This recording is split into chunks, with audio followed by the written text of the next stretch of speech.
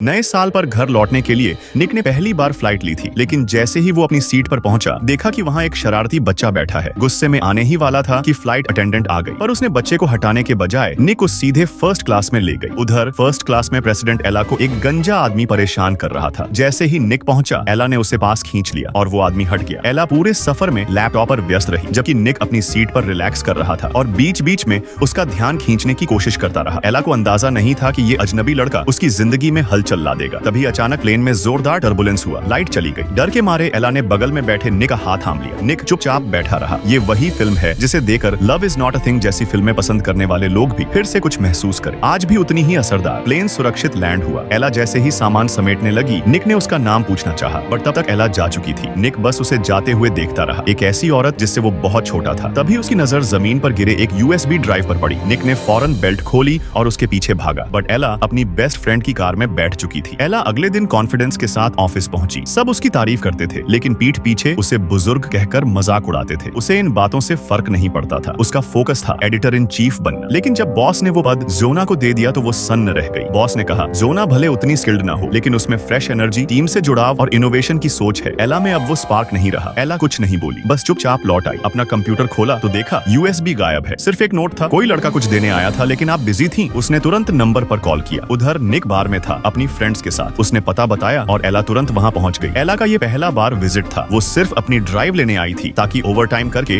Report खत्म कर सके, लेकिन निक के पास ड्राइव नहीं थी और एला को उसके साथ चलना पड़ा। बाहर निक की पिंक इलेक्ट्रिक स्कूटी खड़ी थी, थोड़ी टूटी फूटी। एला ने कभी सोचा नहीं था कि वो उसमें बैठेगी, लेकिन निक की गंभीरता देखकर चुपचाप हेलमेट पहन लिया। निक ने उसकी हेल्प की और उसी पल की फोटो एला के एक ऑफिस कलीग ने खींच ली। तस्वीर में एंगल ऐसा था कि जैसे वो दोनों एक दूसरे को किस कर रहे हों। अगली सुबह वो फोटो पूरे ऑफिस में वायरल थी। ड्राइव मिलते ही एला लौट गई, बट निक को उसका यूं चला जाना अंदर तक चुभ गया। वो कुछ कहना चाहता था, लेकिन कह नहीं पाया। ऑफिस में सबकी निगाहें एला पर थीं। उसकी बेस्ट फ्रेंड ने फोटो भेजी और कहा, अब क्या करोगी? एला सीधे बॉस के पास पहुंची सफाई देने, बट उसके शब्द फिर से उसे तोड़ गए। डाइवोर्स के बाद से एला ने खुद को काम और बेटी तक सीमित कर लिया था। 38 की उम्र में उसकी जिंदगी में प्यार के लिए जगह नहीं बची थी, लेकिन दोस्तों ने कहा था, कोई नया रिश्ता शुरू करो ताकि बेटी को फैमिली मिले और तुम्हें भी जिंदगी फिर से जीने का मौका मिले। उस रात घर लौटकर उसने पुरानी प्लेलिस्ट चलाई, रेड वाइन खोली और अलमारी से एक ड्रेस निकाली जो सालों से नहीं पहनी थी। अब वो तय कर चुकी थी। वो सीधे निक के कॉलेज पहुंची। जैसे ही उतरी, सारे लड़कों की निगाहें उस पर टिक गईं। निक तो एकदम चौंक गया। उसने कभी सोचा भी नहीं था कि वो औरत वापस लौटेगी।